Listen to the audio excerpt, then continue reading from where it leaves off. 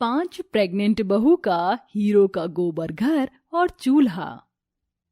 अरे क्या ये आलसी गधी के जैसे झाड़ू लगा रही है? पिछले आधे घंटे से देख रही हूँ, जाकर गाय का दूध निकाल दे।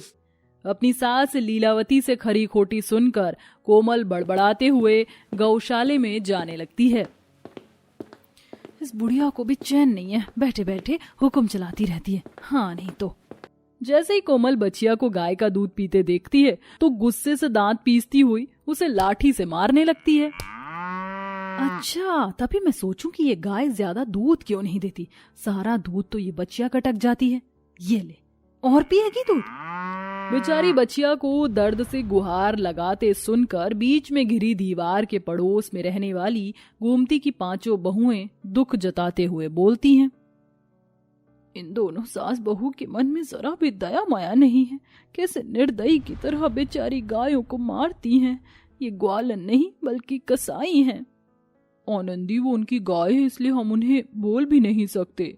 ये कहानी है 2 ग्वालन सास बहू की, जो दूध का व्यापार करती थी, मगर लीलावती और की बहू कोमल ग्राहकों को मिलावटी दूध बेचती थी। इसीलिए लोग उनके पास न आकर गोमती और उसकी 5 बहू से ही दूध खरीदते, क्योंकि वह गाढ़ा और शुद्ध दूध बेचती थी।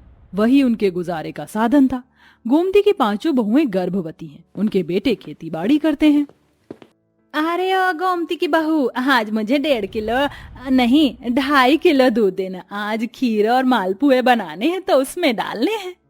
तभी वसुधा ने कहा, माफ कीजिएगा मंजू काकी, मगर दूध तो नहीं बचेगा, रोज के बाकी ग्राहकों को देना है। देख ले बहू, अगर हो जाए तो। तभी सांवरी अंदर बर्तन में रखा दूध भी दे देती है। ये लीजिए काकी माँ, ये दूध 1 लीटर से भी थोड़ा ज्यादा ही है। जुग जुग जीती रह बेटी। मंजू के जाते ही सास गोमती ने कहा, सांवरी बहू, वो दूध तुम 5 के पीने के लिए था। तुम सब गर्भवती हो। इस गरीबी में रूखी सूखी रोटी के सिवा कोई फल फ्रूट का इंतजाम तो तुम्हारी ये गरीब सास दे नहीं पाती। जानती हूँ, पहले बच्चे को लेकर होने वाली माँ के मन में बहुत सी उम्मीदें लगी होती हैं। तुम भी ना जाने अपनी गरीब सास और अपने पतियों के बारे में क्या ही सोचती होगी। हम तो ठीक से देखभाल भी नहीं कर पा रहे। ये कहते हुए गोमती की आंखों में आंसू छलक जाते हैं। तभी बड़ा बेटा किशन बोलता है, माँ तुम चिंता क्यों करती हो? ये गरीबी और दुख बस कुछ दिनों के हैं। हम 5 भाई सब कुछ ठीक कर देंगे। फिर हम सबको इस टूटी फूटी झोपड़ी में दिन नहीं काटने पड़ेंगे। अपने बच्चों के लिए हम पक्का घर बनाएंगे। उनकी ये बातें दीवार से कान लगाए लीलावती की कोमल बहू सुन रही होती है। अरे कुछ सुनाई दिया क्या? क्या बतिया रहे हैं ये? अरे बता ना बेलुड़ी। माँ जी, ये तो घर बार बनाने की बात कर रहे हैं। दूध बेचकर इन गरीब सास बहू की अच्छी कमाई हो रही है, वरना ये तो राजा बाबू हो जाएंगे और हमारा हाल गंगू तेली सा रह जाएगा। उई माँ, मेरे पेट में गड़बड़ी हो रही है, मैं जरा आती हूँ। ये सुनकर लीलावती मुस्कुराते हुए बोलती है, सूझ गया उपाय। जलन और ईर्ष्या से भरकर दोनों सास बहू रात को दोनों उनके गौशाले में आकर सभी गाय को हानिकारक दवाई चोकर और दाने में मिलाकर खिला देती हैं। सासू जी, मेरी तो अभी भी समझ में नहीं आ रहा, आपने इन दुश्मन सास बहू की गाय को इतने महंगे का चोकर दाना काहे के लिए खिलाया? ये तेरे भेजे में नहीं घुसेगी मेरी बेलुड़ी बहू। अब जल्दी यहाँ से चल, अब जल्दी चल यहाँ से। अगले दिन जब ग्राहक गोमती की 5 बहुओं से गाय का दूध खरीद कर ले जाते हैं और इस्तेमाल करते हैं तो सबकी तबीयत बिगड़ जाती। ग्राहक बौखलाए हुए उनके पास आते हैं। अरे ओ ठगेरन सास बहू, बाहर निकलो जल्दी। अरे अरे, क्या बात है भाई जी, ऐसे क्यों चिल्ला रहे हो? ज्यादा सीधी सादी बनकर मत दिखाओ। मिलावट का दूध व्यापार चलाती हो तुम। ये तुम क्या कह रहे हो शंकर? सालों से दूध बेच रहे हैं हम। कन्हैया जी की कृपा से सब चल रहा है। गरीब हैं पर ठगी नहीं। इतने में पड़ोसन सास बहू भी आ जाती हैं। रीति रैया चरित्र खेलना तो खूब आता है इन झूठन सास बहू को। अरे भाई लोगों, मैंने खुद इन्हें अपनी आंखों से देखा है। ये बेचारी गौ माता को इंजेक्शन देती हैं ताकि वो ज्यादा दूध दे। फिर क्या था, उन कपटी सास बहू के भड़कावे में आकर ग्राहक गोमती के घर से दूध लेना छोड़कर लालची सास बहू से दूध खरीदने लगे। गंगा और उसकी गर्भवती बहुएं दुविधा में आ जाती हैं। हमारा दूध का व्यापार भी बंद हो गया, अब तो कोई उपले भी नहीं खरीद रहा, और हमारे पतियों ने आने वाले बच्चों के लिए जो भी 2 पैसा जोड़ा था वो भी घर खर्च में लग चुका है। अब तो 1 पाई भी नहीं बची है, आगे सब कैसे चलेगा। तो वही ज्यादा धन कमाने के लालच में दोनों सास बहू गाय को चारा देने की बजाय उन्हें अधिक इंजेक्शन लगाती, जिससे सब गाय बीमार हो जाती। माँ जी, ये सारी गाय तो मरियल हो गई हैं। अब जब ये दूध नहीं दे रही हैं तो इन्हें रखकर क्या लाभ होगा, नई गायों का जोड़ा ले आएंगे। दोनों सास बहू गायों को भगा देती हैं। वह सब गाय उन गरीब 5 बहुओं के द्वार पर आती हैं। अरे बेचारी, इन गाय की हालत कितनी बदहाल है। शायद ये सब भूखी प्यासी हैं। 5 गर्भवती बहुएं गायों की सेवा बाड़ी में लग जाती हैं। कोई चारा बनाती, कोई उन्हें पानी पिलाती। ऐसे ही दिन गुजरते हैं। फिर एक दिन, वसुधा दीदी, जब से गर्मी आई है झोपड़ी में कितना भपका उठता है। हाँ, और झोपड़ी की माटी भी झड़ रही है। इन गाय ने इतना गोबर दिया है, क्यों ना घर द्वार लीपें और दीवार पर भी गोबर के लेप से कच्चे दीवार को मजबूत कर दे। और चूल्हा भी एकदम टूट गया है। 2 दिन से ईंट जोड़कर खाना पका रही हूँ। थोड़ी मिट्टी है, गोबर मिलाकर चूल्हा भी तैयार कर लेंगे। फिर 5 गरीब जुगाड़ू बहुएं पूरे घर आंगन को गोबर से लीपती हैं और संग मिलकर चूल्हा बनाती हैं। रात में जब सब सोते हैं तभी एकदम से गोबर का चूल्हा चमकने लगता है। उन्होंने जब उठकर देखा तो चूल्हे में हीरे जड़े होते हैं। हीरे का चूल्हा, ये मैं क्या देख रही हूँ, कहीं मेरी मत तो नहीं मारी गई।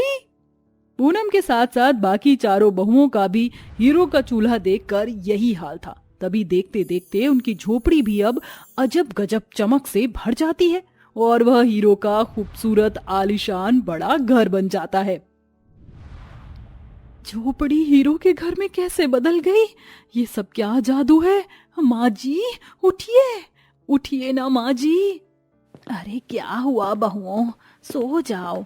फिर जैसे ही सास गोमती भी आंख मीचती है, हीरो का घर और चूल्हा देखती है तो हैरानी से भर जाती है।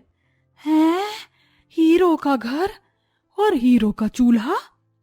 मतलब हम गर्भवती बहुओं को जो दिख रहा है वो कोई सपना नहीं, सच है। हमारी दुख भरे दिन दूर हो गए माँ जी।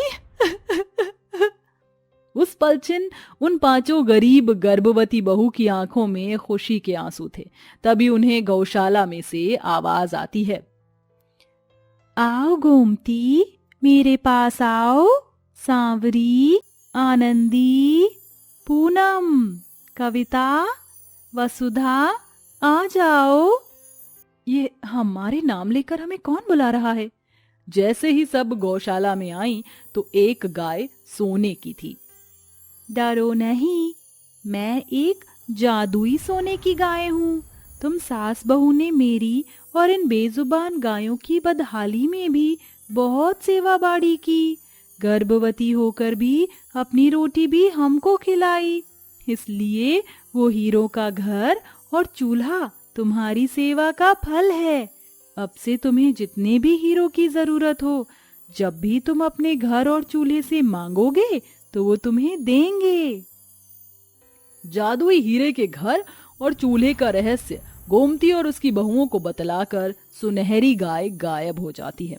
वो सब घर में जड़े हीरो को निकालकर जौहरी को बेचते हैं और उन गायों के लिए प्यारा गौशाला बनवाती हैं। ऐसे ही दिन गुजरते हैं और उनका जीवन खुशहाल और ठाठ भरा देखकर कोमल और उसकी सास जल उठती हैं। कोमल अपनी सास को खूब कोसती है। ठाठ तो इन गोमती की 5 बहुओं के हैं। देखो तो कैसी लाखों की साड़ी और सोने के गहनों में लदी है। और यहाँ हायरी मेरी फूटी किस्मत, जाने कैसे घर में ब्याह कर आ गई मैं। हाँ, बोल तो ऐसे रही है बहू रानी, जैसे उन्हीं की तरह दुख झेले हैं तूने। मगर आखिर इन गरीब सास बहू के पास ऐसे कौन से हीरे जड़े हैं जो कल की दूध बेचने वाली के इतने ठाठ हो गए। तभी लीलावती दीवार से झांक कर देखती है कि उसकी 5 गाय उनके घर में बंधी हुई हैं। तभी उनमें से एक गाय गोबर करती है जिसमें हीरा होता है। ये देखकर लालची लीलावती आकर लड़ने झगड़ने लगती है। अरे ओ चट्टी सास बहू, चलो लौटाओ मुझे मेरी गाय। तभी सबसे छोटी बहू आनंदी कहती है, कौन सी गाय काकी, जिन्हें मरियल हालत में आपने भगा दिया था और आज जब वो ठीक हो गई हैं तो हक जताने चली आई? लीलावती गुस्से में गर्भवती आनंदी को धक्का मारकर बोली, चल हट, ये मेरी गाय है और इन्हें मैं ले जाकर रहूंगी।